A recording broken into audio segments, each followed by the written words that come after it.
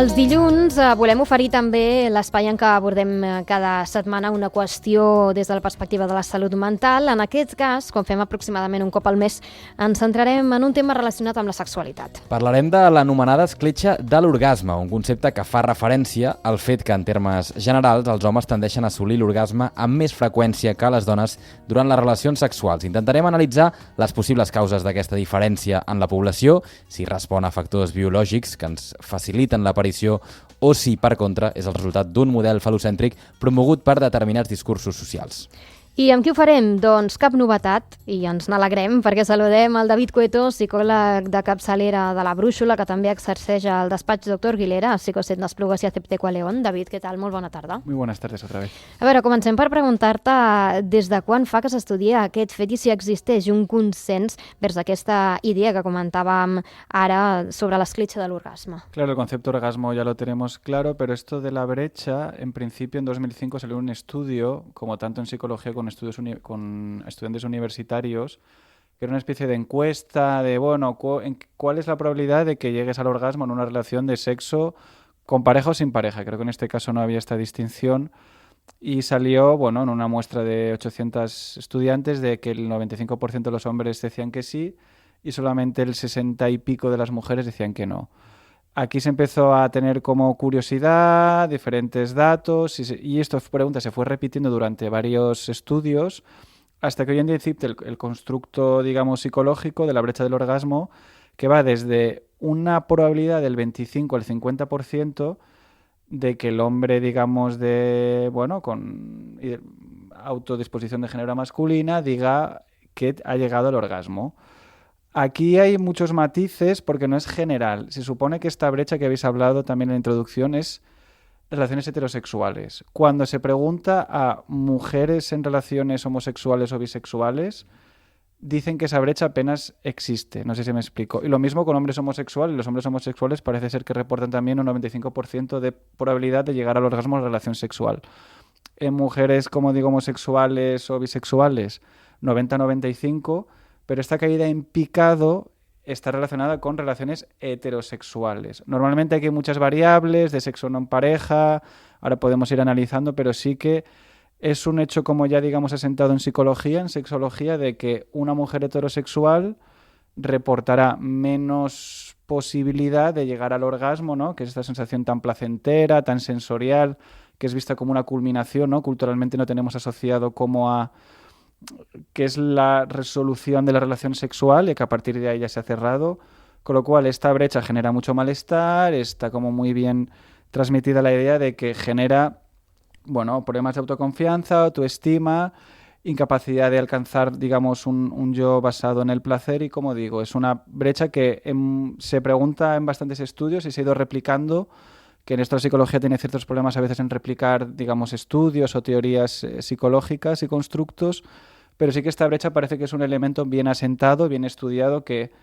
cada vez que se hacen estudios, otro en 2017 que lo mismo, salió de casi la misma proporción, y es un fenómeno a estudiar, la verdad que es muy interesante, y como sexólogo en consulta pruebo que lo veo, no sé cómo decirlo, el caso único es el menor nivel de evidencia científica, pero es un tema que, como yo y colegas de profesión, es una demanda terapéutica bastante común, la falta de, no, o la ausencia de orgasmo de mujeres heterosexuals en les relacions de pareja. Recordem les dades que deia el David a l'inici. En homes i dones heterosexuals, 95% dels homes sí que hi arriben a l'orgasme i el 60% de les dones no. Per tant, o menos, incluso, correcto. És a dir, una diferència grande, bastant notable. Ho dèiem, no sé si intentem explicar el fet, ho fem quedant-nos amb les causes biològiques o bé les culturals o potser una barreja de les dues. Claro, aquí la psicología intenta, ¿no? Está un medio entre las dos. Podemos empezar, si queréis, más por lo cultural, digamos, la parte un poco más relacionada con lo mío, por así decirlo, con el constructo, digamos, bueno, de una sociedad falocentrista, donde el deseo del hombre, ya hemos hablado, se basa mucho en, bueno, en la satisfacción inmediata, la gratificación del objeto. Con lo cual la sexualidad femenina es evidente que durante siglos o milenios incluso ha sido vista como algo peligroso, pecaminoso o erradicar. Hay un tema cultural, ¿no? De la culpa, esto está muy bien estudiado, de cómo comentamos alguna vez que las mujeres, por ejemplo, la fantasía de la violación puede ser una manera de quitarse la culpa de ser juzgada, es un mecanismo psicológico curioso, pero puede ocurrir. En el tema cultural, como decimos, el orgasmo está visto como la culminación, con lo cual la falta de orgasmo se ve como déficit.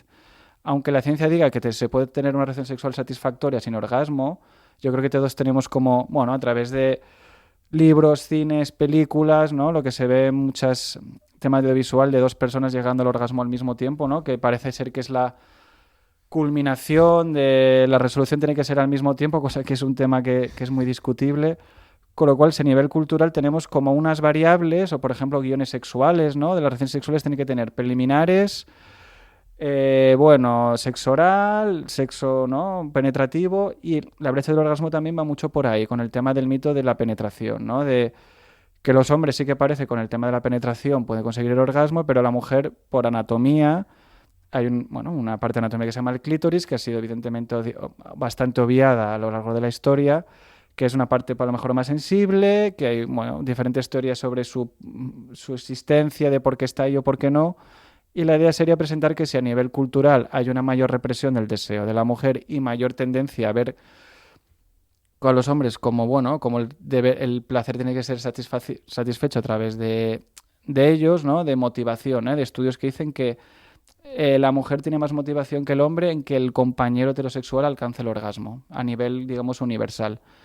Con lo cual, digamos que esta presión social y cultural, aunque uno no haya vivido, no sé, hace 2000 años, son siglos de constructo cultural y de idea de que el deseo femenino es pecaminoso y que es algo, digamos, no erradicar, pero que tiene que ser tapado o cubierto, i esto hace que probablement la brecha de l'orgasmo tenga un elemento en este sentido. És interessant perquè dins d'aquesta vessant cultural que deies, hi ha per una banda el fet de ser una societat coitocentrista, però per l'altra també està, potser, en certa mesura, ser una societat fal·locentrista, perquè si entenem l'orgasme com la resolució d'un procés d'excitació que cada cop va a més, doncs podria ser que el fal·locentrisme fes que el plaer de la dona quedés en segon terme respecte al de l'home.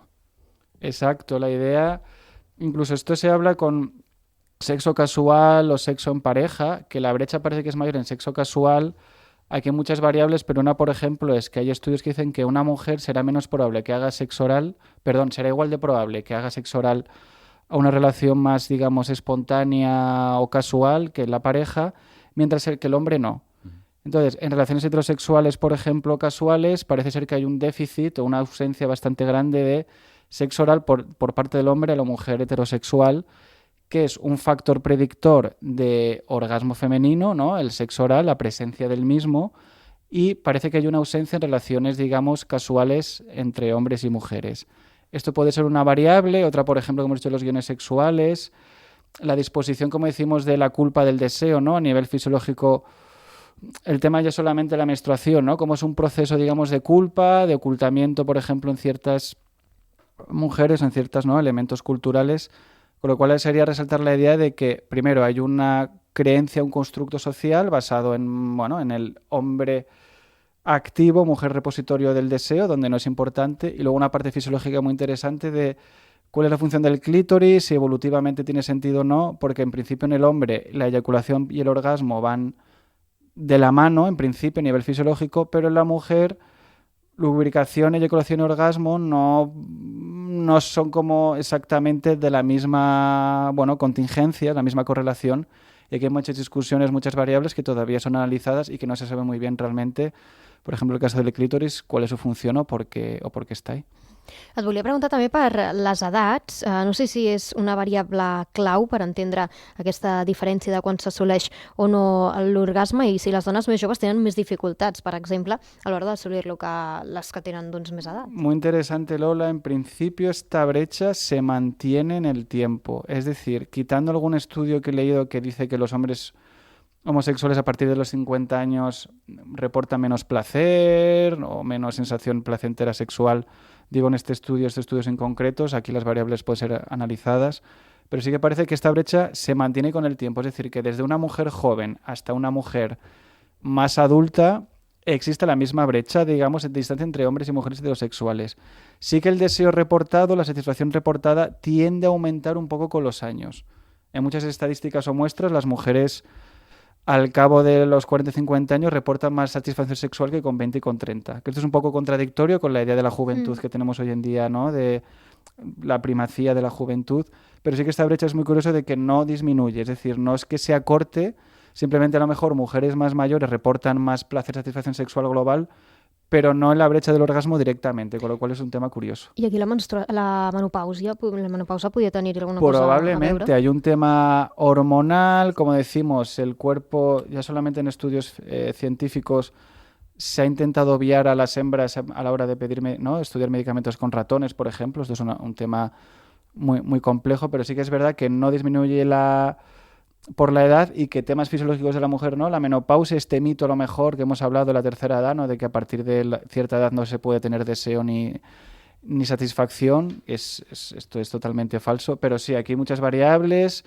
menstruales, hormonales, que s'han tenido en cuenta i que qualsevol protocolo d'intervenció, per exemple, lo suele tener en cuenta. Jo penso que potser en altres cultures d'arreu del món no és així, però jo crec que la que tenim instaurada aquí és les dues coses que parlàvem abans, coitocentrista i falocentrista, perquè la relació sexual comença i s'acaba quan habitualment l'home és el que acaba. No sé si per factors biològics o també culturals, però sol ser així. En altres cultures del món tinc entès que no és tan important aquest assolir l'orgasme i, per tant, la relació acaba d'una manera diferent. Jo volia preguntar, tenint en compte també aquesta diferència de cultures, si des del teu camp, la psicologia, l'absència d'orgasme està tipificat com un diagnòstic de categoria pròpia, com un problema a resoldre. Claro, lo que hemos comentado muy bien, Joan, la idea sería que en el hombre es más contingente el orgasmo y, digamos, la eyaculación fisiológica del semen. El manual diagnóstico, la ausencia de orgasmo masculino se habla como de trastorno, pues disfunción eréctil, trastorno de eyaculación retardada o eyaculación precoz. En la mujer sí que existe en el manual diagnóstico el trastorno orgásmico femenino.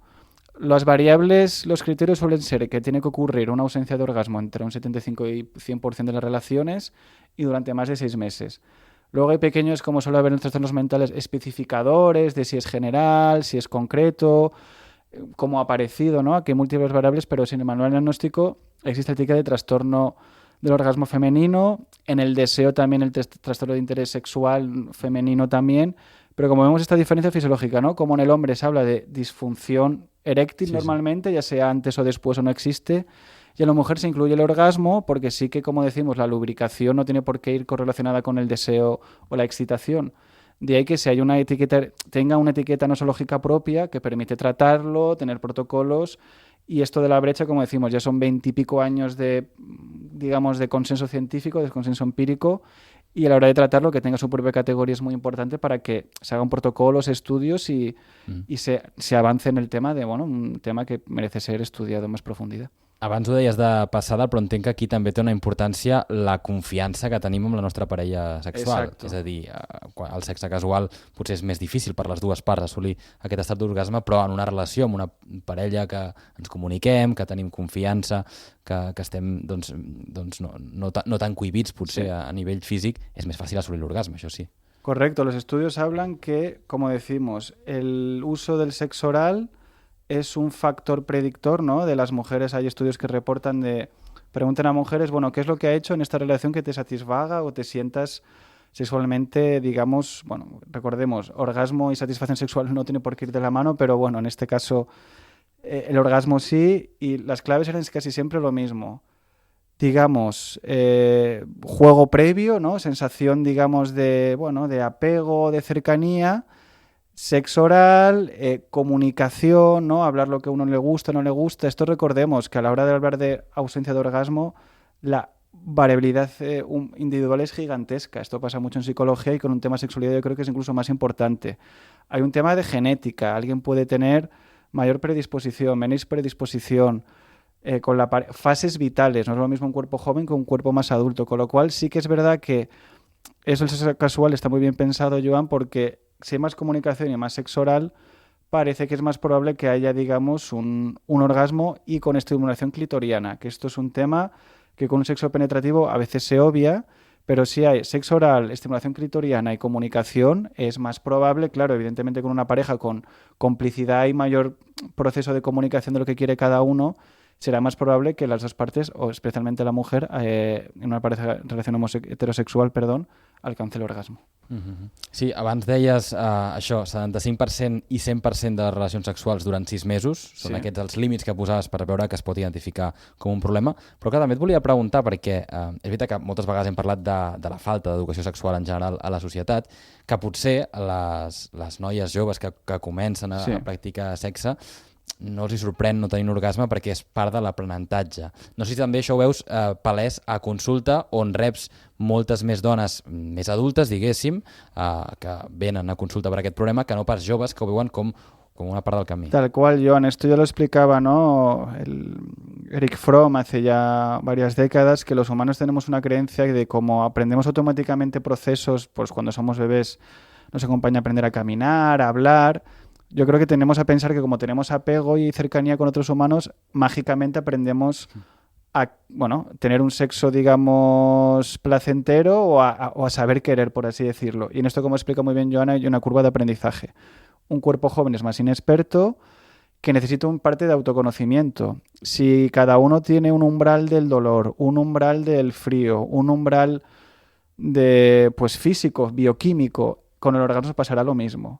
En el tema del hombre, como hay un pene externo que con una estimulación ya estaría en principio, pero la mujer recordemos que es un aparato más interno, el clítoris que ha sido obviado, discusiones fisiológicas y biológicas de por qué en algunos mamíferos el clítoris está fuera, dentro, porque algunas especies ovulan espontáneamente, ¿no? Los humanos somos de ciclos, pero hay especies que cuando va a haber coito, la hembra es espontáneamente, digamos, que ovula para tener ese coito, los humanos no. Con lo cual aquí esta curva es muy importante. Pensar que con 16, 18 o 20 años uno va a dominar el arte de amar o la capacidad, digamos, en recibir y dar placer es absurdo.